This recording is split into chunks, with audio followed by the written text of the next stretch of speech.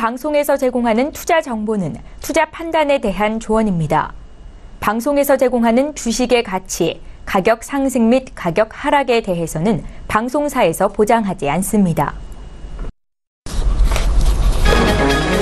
이 시각 헤드라인 뉴스입니다. 정부가 올해 3% 경제 성장이 가능할 것으로 전망했습니다. 기획재정부는 오늘 새 정부 경제정책 방향을 발표하면서 세계 경제 회복에 따른 수출 증가와 추경 등의 정책 효과로 우리 경제가 예상보다 빠르게 개선되고 있다며 올해 성장률 전망치를 기존 2.6%에서 3%로 대폭 올려잡았습니다. 반면 실질 임금 상승이 멈추고 가계 부채 부담이 늘어나며 올해 소비는 지난해보다도 나쁠 것으로 전망됐습니다. 예산도 일자리 중심으로 편성해 우수 일자리를 만들어낸 지방자치단체에는 더 많은 예산을 주기로 했습니다. 실업급여를 실직 전 평균 임금의 60% 수준으로 올리고 지급기간은 최장 9개월로 연장하는 등 사회안전망의 확충도 추진합니다. 서민 주거비 부담을 덜기 위해 오래된 공공청사 건물을 공공임대주택으로 개발하는 방식 등으로 공공임대주택 5만 호를 공급합니다. 기업과 근로자가 휴가 자금을 적립하면 정부가 추가로 비용을 지원해주는 이른바 체크 바캉스 제도 도입도 추진된다고 합니다. SK하이닉스는 지난 2분기에 3조 507억 원의 영업이익을 기록했다고 공시했습니다. 매출은 6조 6,923억 원으로 지난해 같은 기간 3조 9,410억 원보다 70%나 증가하며 사상 최고치를 기록했고 당기순이익도 2조 4,685억 원으로 최고 기록을 경신했습니다. 이로써 SK하이닉스는 전분기에 이어 다시 매출과 영업이익, 당기순이익에서 모두 신기록을 세우는 이른바 트리플 크라운을 달성했습니다. 전문가들은 전 세계 메모리 반도체 시장의 수요 증가와 공급 부족으로 인해 가격 강세는 당분간 계속될 것이라며 3분기에는 SK하이닉스의 영업이익이 3조 5천억 원에 육박할 것으로 전망했습니다. 앞으로 일반인들도 LPG를 연료로 쓰는 5인승 이하 레저용 차량을 살 수 있게 될 것으로 보입니다. 현재 LPG 차량은 장애인과 국가유공자 차량, 택시, 렌터카, 7인승 이상의 레저용 차량 등으로 제한되어 있습니다. 정부는 경유차가 미세먼지 오염원으로 지목되자 미세먼지 배출이 거의 없는 LPG 차량 보급 확대를 검토해왔습니다. 국회 산업통상자원위원회는 오늘 법안 소위와 내일 전체 회의를 열어 관련 법 개정안을 논의할 방침입니다. 시청자 여러분 안녕하십니까. 오늘장 내일장 일부 서정덕입니다. 사상 최고치를 오늘 또다시 경신한 코스피는 지금 보합권에서 머무르고 있습니다. 하락세를 지금 보이고 있는 상황인데요. 장중 최고 포인트는 2,453포인트였습니다. 그리고 지금 지수는 2,447포인트 정도. 한 6포인트 정도밖에 빠지진 않았지만 일단은 숨고르기에 들어간 양상입니다. SK하이닉스의 최대 실적 발표 조금 전에 트리플 크라운 전분기에 이어서 달성했다 바로 전해드린 바가 있었습니다. 그러다 보니 분위기는 괜찮았습니다. 사상 최고치를 경신하는 등 좋은 분위기 이어갔는데 차익 실현 매물들이 나왔고요. 경계 매물들이 속출하면서 보합권 수준 아래로 지금 끌어내리고 있습니다. 특히나 27일 FOMC가 있는데요. 이번 FOMC보다는 다음에 어떤 기조를 보일 것이냐라는 시그널에 대해서 굉장히 관심이 많습니다. 특히나 금리 인상에 대한 기존의 시그널이 좀 번복이 될 것인지 아니면 기존대로 이번엔 좀 쉬어가고 이 다음번에 금리 인상을 하게 될 것인지 등의 여러 가지 예측들이 나오고 있고요. 투자 심리를 조금은 위축시키면서 쉬어가자라는 분위기를 연출하고 있습니다. 코스닥 시장 보면 역시나 장 초반 분위기 괜찮았는데 이 상승 분위기를 지키지 못하고 9거래일 만에 약세를 보이고 있습니다. 시총 상위주들 대체적으로 혼조세를 보이고 있는 가운데 개별 종목 장세 연출되고 있고요. 앞서 전해드린 대로 올해 경제 성장률 전망치를 3%까지 올렸고요. 내수 경기 역시 살리겠다라는 정부의 의지도 강합니다. 제반 여건들을 보면 나쁘진 않은데 지금 높이 올라온 지수가 조금 부담이 되고 있고 대외 여러 가지 불확실한 악재들이 여전히 남아있기 때문에 이 부분에 대해서 걸림돌로 작용하는 것 같습니다. 각각의 이슈들 짚어보면서 오늘 장 이야기 나눠보도록 하죠. 코스피부터 확인해보도록 하겠습니다. 코스피 지수 2,447.96포인트의 거래가 됩니다. 0.15% 하락, 3포인트 정도 하락이고요. 낙폭이 크진 않은데 일단은 쉬어가자라는 분위기가 팽배해지고 있는 모습입니다. 일중 흐름들 살펴보도록 하죠. 자, 일중 흐름 보시면 장 초반에 오늘 고점 돌파하고 이내 조금씩 빠져내려왔습니다. 오늘의 저점은 2,446포인트 부근인데 고점 저점 어제와 대비해서도 크게 다르지 않습니다. 고점 저점이 그렇게 높고 낮지도 않고 위아래에서 진폭만 그리면서 움직이는 수준, 한마디로 조금은 쉬어가는 장세다라고 보시면 될 것 같습니다. 수급 주체 확인해 보도록 하죠. 개인과 기관이 사는데 개인도 매수 물량이 많지는 않습니다. 251억 원 정도 되고요. 기관은 1,518억 원 정도 금융투자가 사고 투신이 408억 원 사면서 1,968억 원 순매수 쪽입니다. 하지만 외국인이 어제에 이어서 오늘도 팔고 있습니다. 2,000억 원이 넘게 팔면서 어제보다 매도 강도가 조금 더 강하게 외국인은 나오고 있다. 라고 체크가 되네요.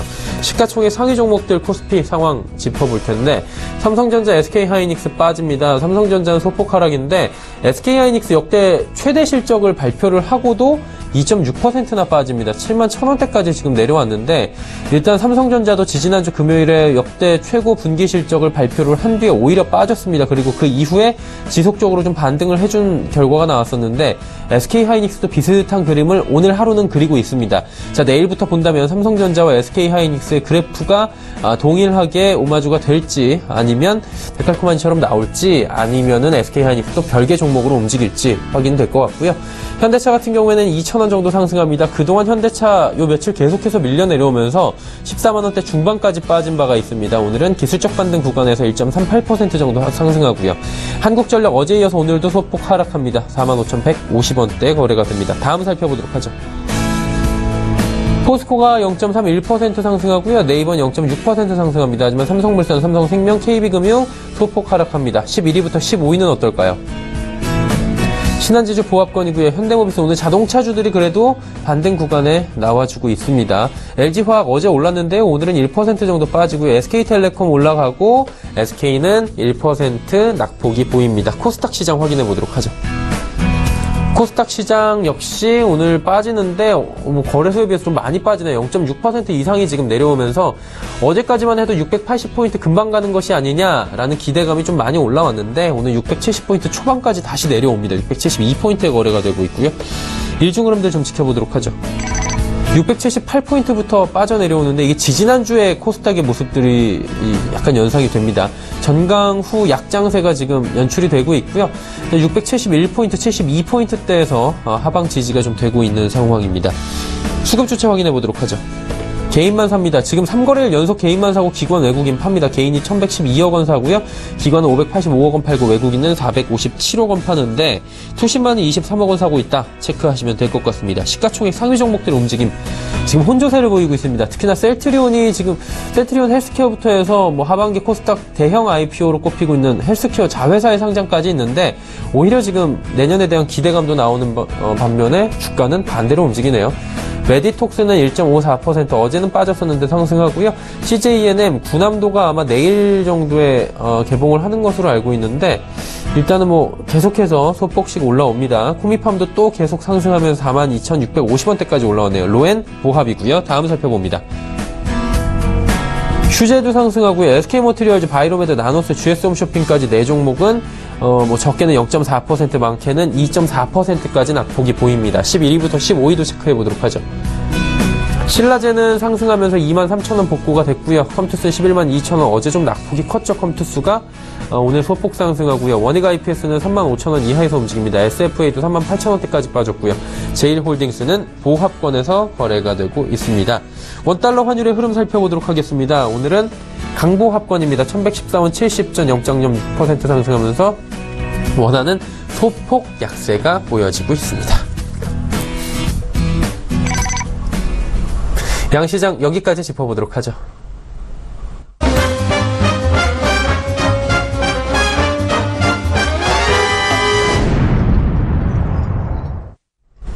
화요일장의 이슈 짚어보도록 하겠습니다. 유한타증권 분당 허브점의 백인범 대리입니다. 안녕하세요. 네, 안녕하십니까. 오늘장이 기존의 장간 조금은 다른 모습들을 보여주다 보니 시장에 참여하고 계신 분들은 뭐야 벌써 꺾인 거 아닌가? 라는 생각을 하실 수도 있을 것 같아요. 오늘장 이슈 한번 짚어주시겠습니까? 네, 일단 오늘 아무래도 코스닥 지수가 오후 들어서 IT 장비주라든가 이제 관련주들이 좀 하락이 좀 나온 영향도 좀 있는 상황이기 때문에 우선은 지수 상황은 그렇게 나쁘진 않다. 이제 종목별 차별화 장세가 진행된다라고 좀 일단 인지를 하시면 될 것 같고요. 일단 오늘장 이슈로 저는 꼽아본 것은 오늘 SK 하이닉스 오전 실적 발표도 있었지만 일단 금일 주가 상승세가 견조한 신재생 에너지 관련주들의 상승세에 주목을 하고 있습니다. 물론 단기 관점으로는 과열 구간에 있다 보니 조정에 대한 우려감 역시 잔존해 있긴 하지만 이제 정권 초기 이제 신재생 관련 정책과 더불어서 중장기적인 기대감 역시 유효한 상황이기 때문에 계속 관심 기울이실 만한 이슈라고 판단이 되고 있습니다. 왜 신재생 에너지가 가느냐에 있어서 당연한 답은 정부 정책 때문이다라고 말할 수가 있겠는데요. 시간 관계상 간략히만 제 의견 말씀드리자면 저는 최근 전기차 관련주들의 주가가 강한 점과 더불어서 신재생 에너지 역시도 주목해 볼 만하다라는 판단입니다. 즉 그간 전기차 시장의 경우에는 시장 개화가 계속 지연이 되고 있었는데 이를 중국이 지난 6월 전기차 8% 룰을 공표하면서 시장이 열리게 된 케이스와 유사할 수 있다라는 판단인데요. 즉 신재생 에너지의 경우에도 정부 정책에 있어서 아직 논의 중이긴 하지만 원전과 화력 발전을 제한하고 이를 신재생 에너지로 대체하겠다는 정부의 강력한 의지 표명이 계속 나온다면 국내 신재생 에너지 시장도 본격적으로 열릴 수 있다라는 판단입니다.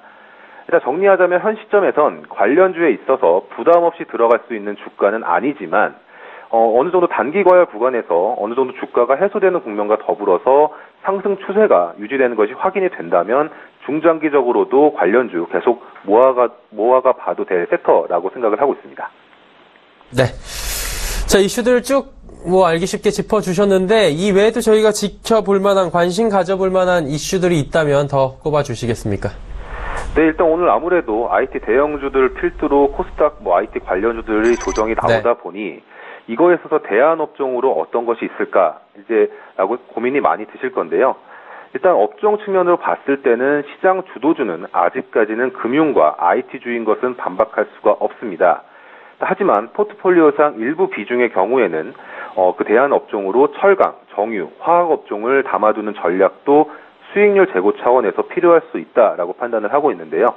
일단 이들 업종에 대한 2분기 실적 우려감은 이미 주가에 선 반영된 이후에 오히려 2분기 실적 시즌에 진입하면서 하반기 실적에 대한 기대감이 전반적으로 유입이 되고 있는 모습입니다. 일단 철강업종 내 대표 종목인 포스코의 경우에는 2분기 실적은 시장 예상치를 상회하는 호실적을 발표를 했었고 정유업종의 대표 종목인 S오일 같은 경우에도 최근까지 주가 상승세가 양호한 모습 등과 더불어서 배당 매력 역시 부각되는 상황으로 정리해 볼 수가 있겠고요. 화학업종의 경우에도 LG화학을 필두로 롯데케미칼 등의 주가 역시 견조한 상황입니다. 우선은 이 같은 주가 상승세와 더불어서 추가 상승 역시 가능하다고 보는 이유 중에 하나는 달러 인덱스인데요. 달러 인덱스 같은 경우에는 최근에 올해 초 103포인트 수준에서 최근 93포인트 수준까지 하락한 상황입니다. 즉 달러 약세 국면과 더불어서 원자재 시장의 회복 기대감 그리고 하반기 실적에 대한 기대감이 철강, 정유, 화학업종에 대해서 긍정적인 요인으로 작용할 수 있다라고 보여지고 있고요. 정리하자면 철강업종에선 포스코, 정유업종에선 S오일, 화학업종에선 LG화학을 주목해보자는 의견 드리겠습니다. 네, 포스코, S오일, LG화학에 대해서 탑픽 종목들 말씀해 주셨고요. 자, 오늘장 지금 1시간 한 15분 정도밖에 남지 않았습니다. 오늘장도 중요하겠지만 내일장 전략도 필요할 것 같은데요. 내일장은 어떨까요? 네, 이제 우선은 오늘 코스닥 시장 좀 조정이 큰 폭으로 좀 나오고 있는 상황인데 우선은 코스닥 중소형주의 주가 회복에 주목을 하고 있습니다. 일단 중소형주 관련해서 요약을 하자면은 어느 정도는 이제 700포인트 정도의 수준 회복은 가능하지 않을까라고 생각을 하고 있는데요. 일단 우선은 중소형주 내 실적과 성장 스토리가 견조한 기업들의 경우에는 코스닥 시장 부진에도 상대적으로 두각을 드러냈었지만 최근에 코스닥 시장의 회복세 속에서는 오히려 조정보다는 추가 상승이 가능할 수 있다라는 판단을 오히려 하고 있는 상황입니다. 일단 정리하자면 그간 시장을 눌러왔던 수급적 요인이 국민연금 본부장 교체 그리고 정부의 중소벤처 기업부의 신설과 더불어서 수급적인 상황이 호전될 수 있을 것으로 예상을 하고 있습니다. 그렇기 때문에 즉 주가가 부진 혹은 바닥권에서 자리 잡고 있는 종목보다는 상승 추세가 견조한 종목들 가운데 추세 하단 부근에서 매수권을 잡아보는 전략이 바람직하다라는 판단이고요.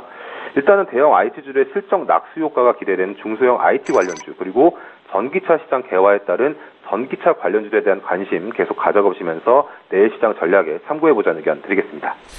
네, 알겠습니다. 오늘 말씀 잘 들었습니다. 네, 감사합니다. 조현타증권 분당 허브점의 백인범 대리였고요. 이슈 칼럼 바로 이어갑니다.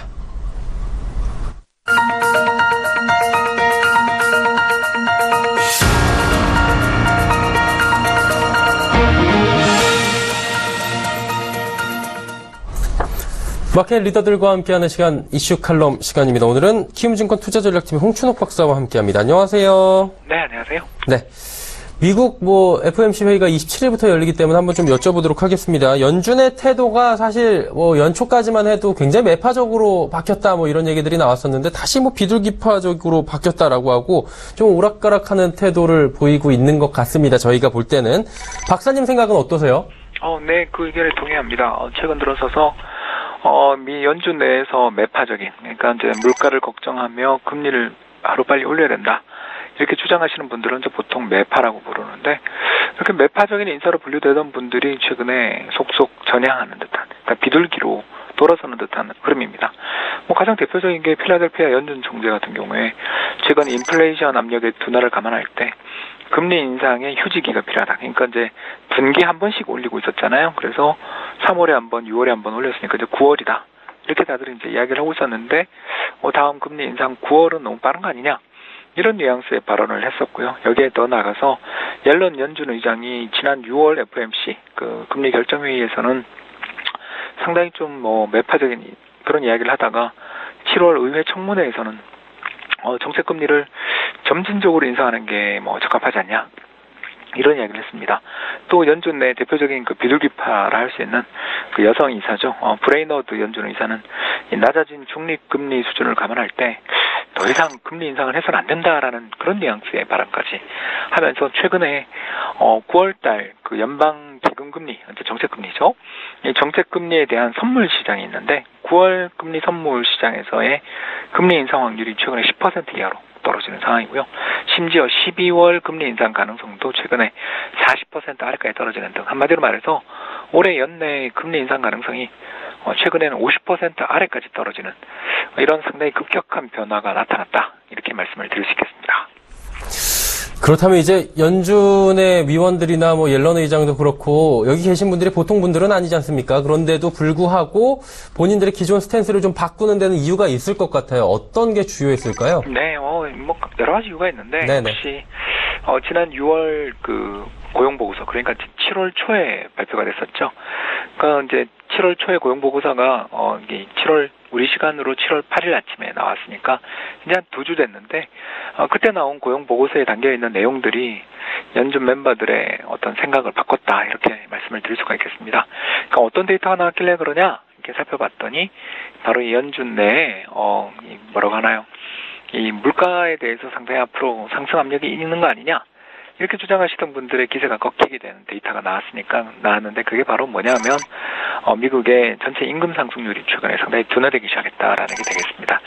그래서 전반적으로 보면 전체 기업들의 임금 상승률들이 상승 흐름에 있는 건 분명한데 최근 들어서서 특징적으로 나타나는 게 이 파트타임, 그러니까 풀타임이 아닌, 정규직이 아닌 이렇게 부분만 하루에 4시간이면 4시간, 6시간이면 6시간씩 이렇게 일을 하시는 분들을 파트타이머라고 하잖아요.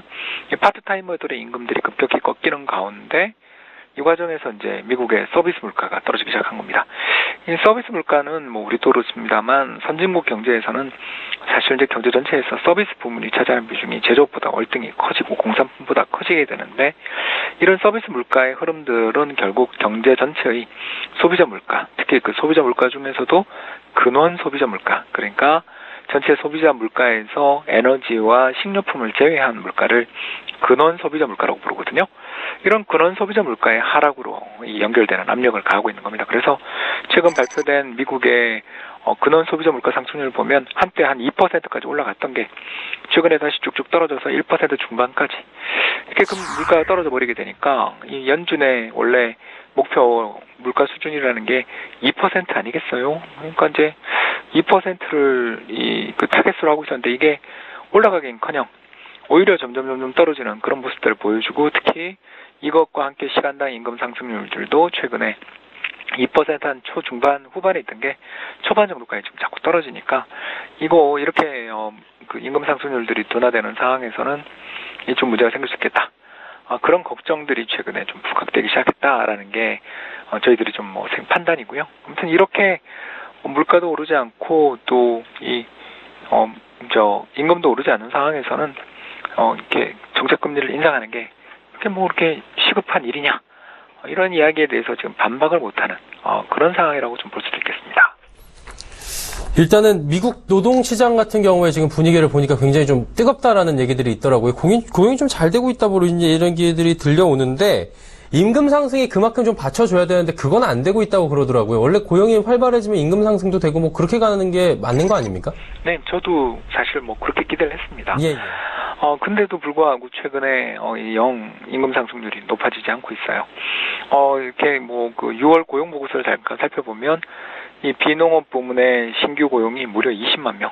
그러니까 한 달에 보통 그 한 17만, 18만 명 정도가 신규 고용되면 이게 새롭게 노동시장에 참가하는 사람들에게 모두 다 일자리를 찾아주는 수준이라고 이야기를 하는데 그게 넘어서서 20만 명. 거기다가 실업률 4% 초반.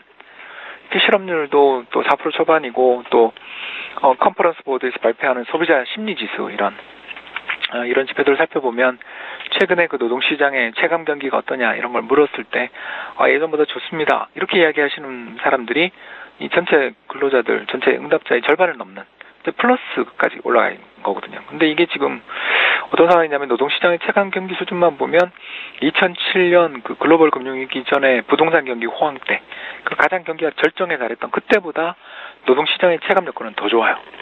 그런데 임금이 안 오르는 겁니다. 그럼 뭐 여러 이유가 있겠죠. 가장 이제 첫 번째 이유를 들 수 있는 거는 2008년 글로벌 금융위기의 상처. 그때의 충격이 너무 커서 임금 올려달라 그랬다가 또 불황 오면 제일 먼저 잘린다.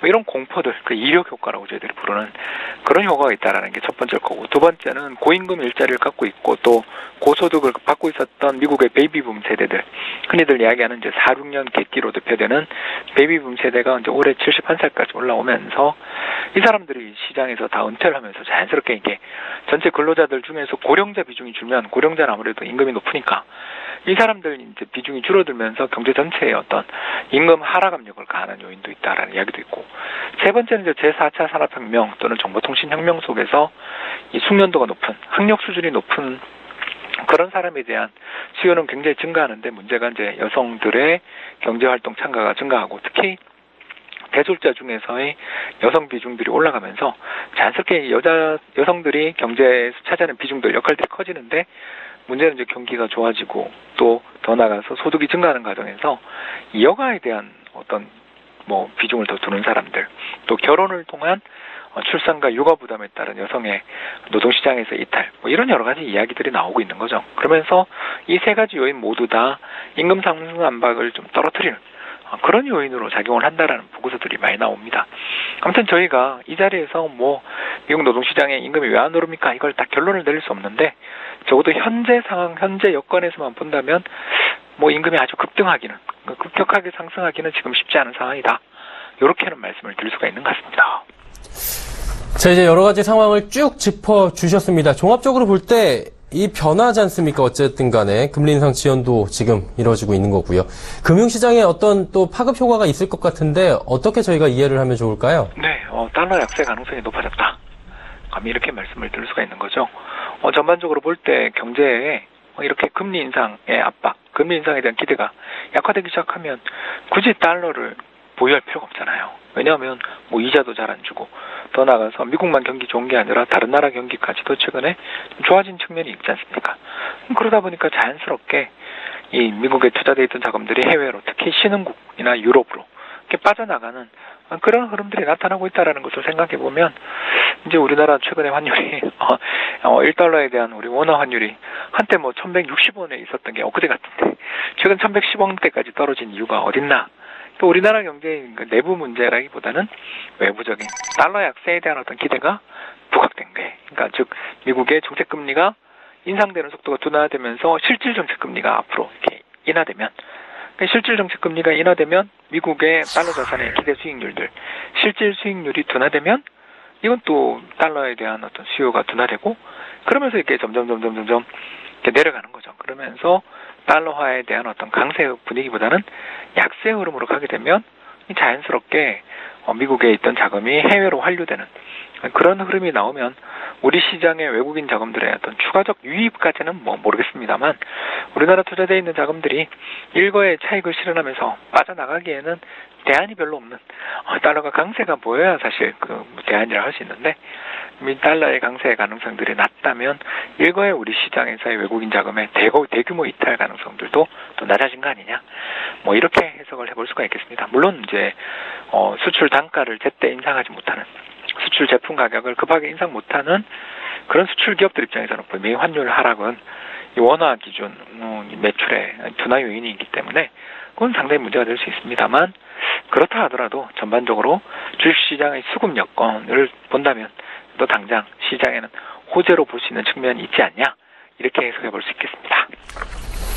네, 오늘 말씀 자세히 잘 들었습니다. 네, 감사합니다. 키움증권 투자전략팀 홍춘옥 박사와 함께 해봤습니다.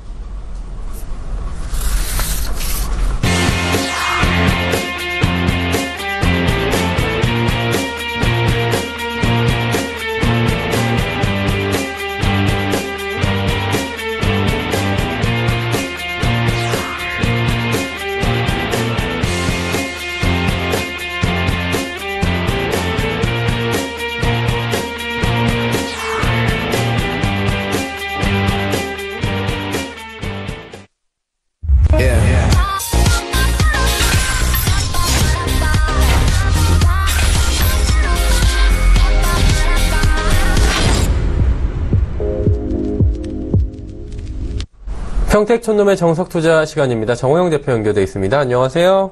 네, 안녕하세요. 네. 오늘 시장 상황이 그렇게 뭐 썩 좋지는 않은 것 같아요. 양시장 모두 지금 조정이 좀 나오고 있는 것 같은데 자세히 좀 브리핑해 주시겠습니까? 네. 제가 어제 저녁 방송에서 그렇게 말씀드렸습니다. 앞으로 지수흐름에 대해서 코스피는 의미가 좀 작고 코스닥은 뭐 무시해도 된다 이렇게 얘기했었어요. 왜 그러냐면 코스피 같은 경우에는 뭐 완전히 무시할 수는 없습니다. 의미가 있긴 해요. 근데 여기서 2,500까지 쉬지 않고 계속 가느냐 아니면 조정받느냐 이제 그것만 남은 상태인데요. 제가 볼 때는 뭐 여기서 2,500을 가든 아니면 여기서 조정을 받든 코스피는 전체적으로 큰 의미는 없다고 봅니다. 왜 그러냐면 지수는 당연히 의미가 있겠죠.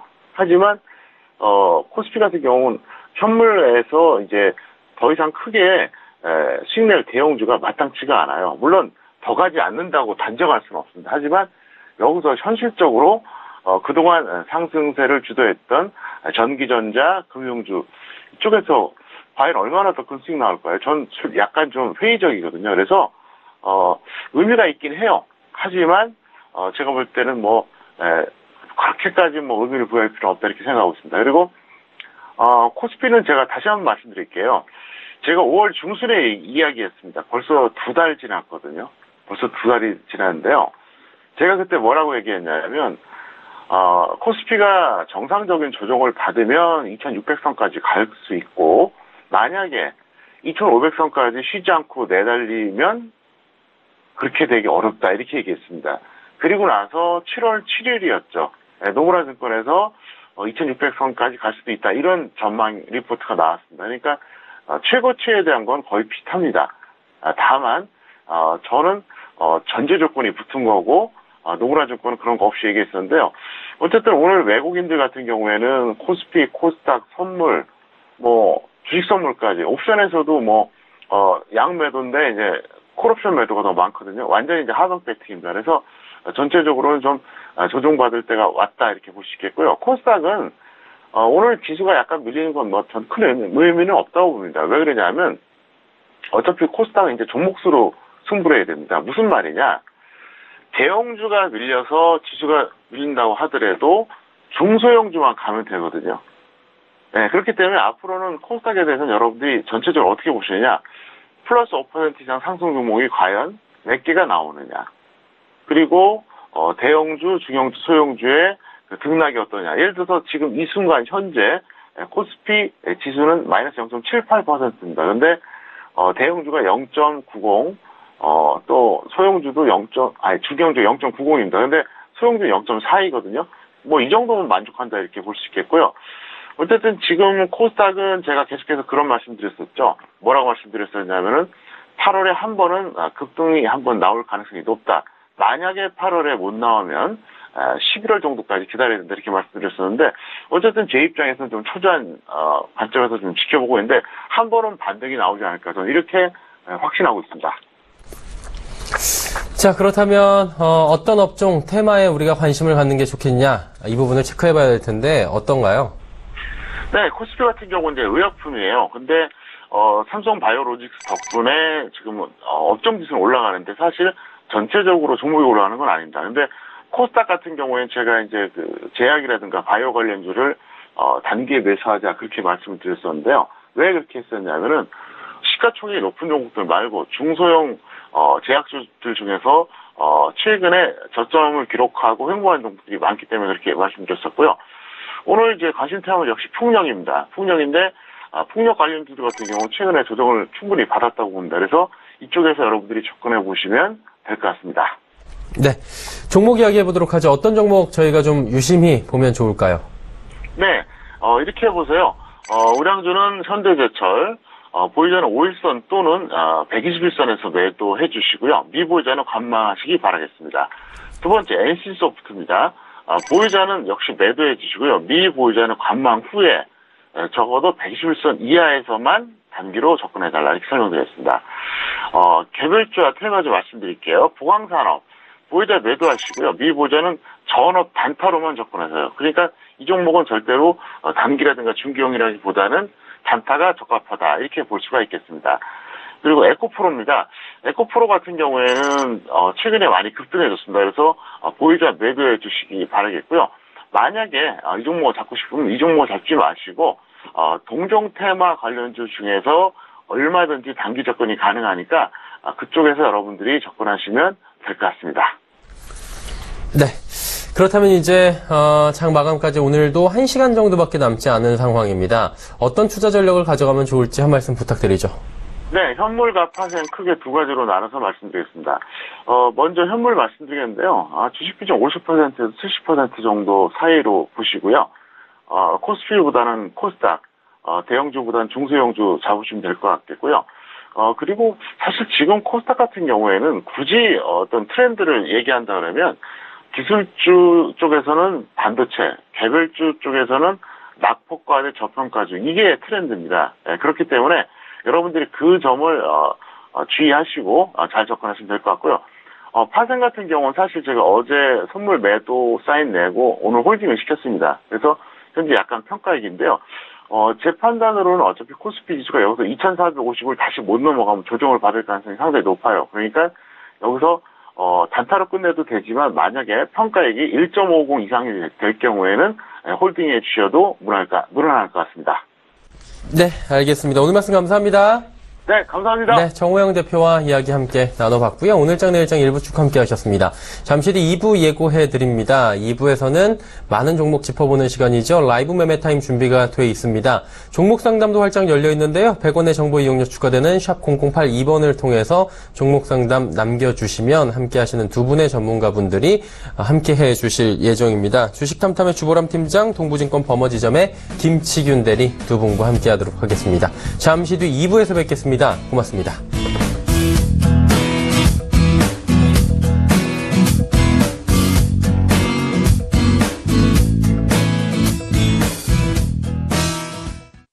본 방송에서 제공하는 투자 정보는 투자 판단에 대한 조언입니다. 방송에서 제공하는 주식의 가치, 가격 상승 및 가격 하락에 대해서는 방송사에서 보장하지 않습니다.